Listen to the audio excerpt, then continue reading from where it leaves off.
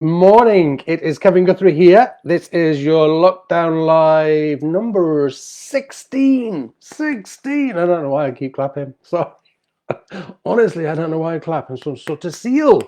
It's Lockdown Live number 16. It is Tuesday. Just before we begin, did you see that sunrise this morning? Oh my goodness, it was incredible.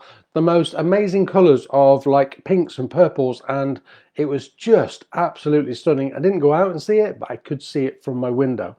It was, oh my goodness, it was incredible. So, Lockdown Live 16, these Lockdown Lives are little pockets of resource to help you and everybody around you get through the current period. Okay, put on by me, Kevin Guthrie, local psychotherapist, and of course the wonderful Home Radio. Home Radio can be accessed on DAB digital radio and via your Alexa app. So if you tune in now, or if you tune in after this, not now, the lovely Matt Colburn will be on air. So we're going to talk about emotions today. Emotions, why emotions again? Because I feel like I did this just a couple of weeks ago.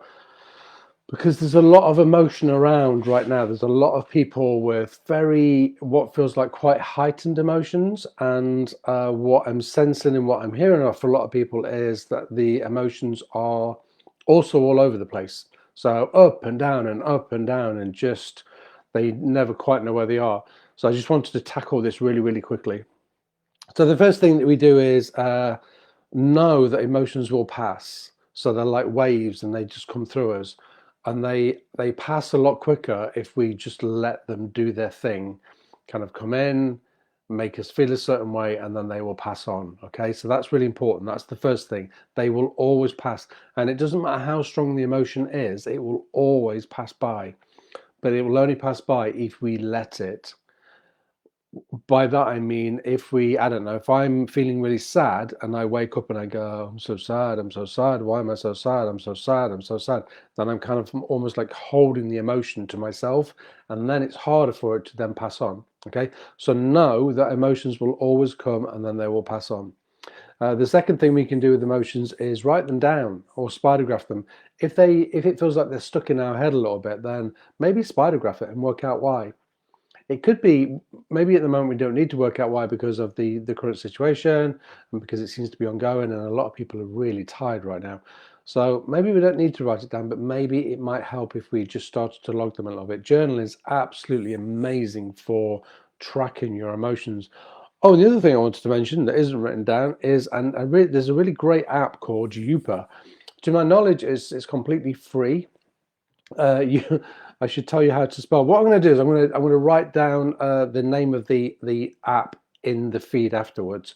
So Youper is about, it helps you track emotions. So it's like a little text message conversation. So you log on to you open up the app, and Youper will go, hello, and your name, how are you today? And it'll ask you to list how you are. And it's just a really great way of tapping into your emotions.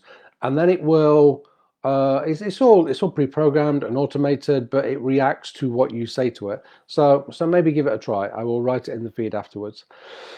The other thing we do is if we feel that we're sad or anxious or angry, is take some sort of action after we have accepted the emotions. Take some sort of action. So by this I mean move your body a little bit.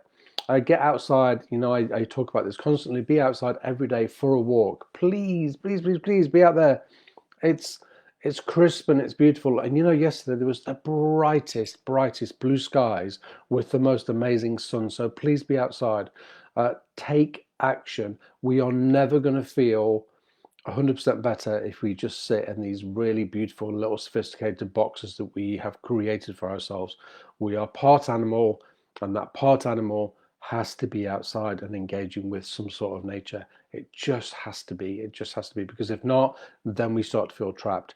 And in the middle of a pandemic, that trappedness feels even more acute. Okay, so move your body.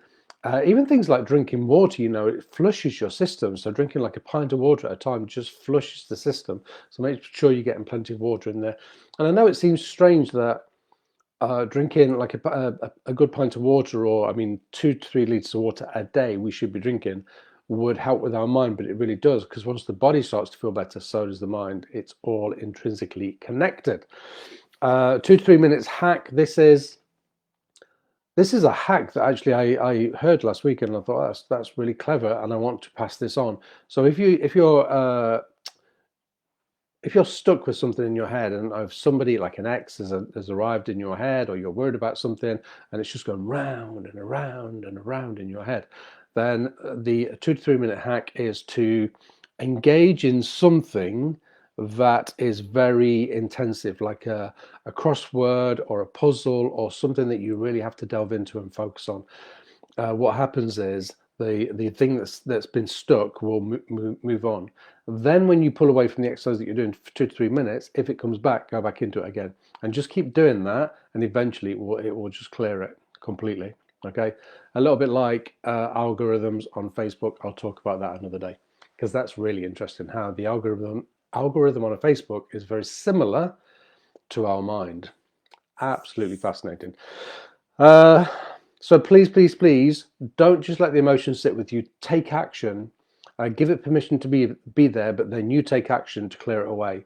You take action to be outside, to drink water, to do some sort of movement in the house.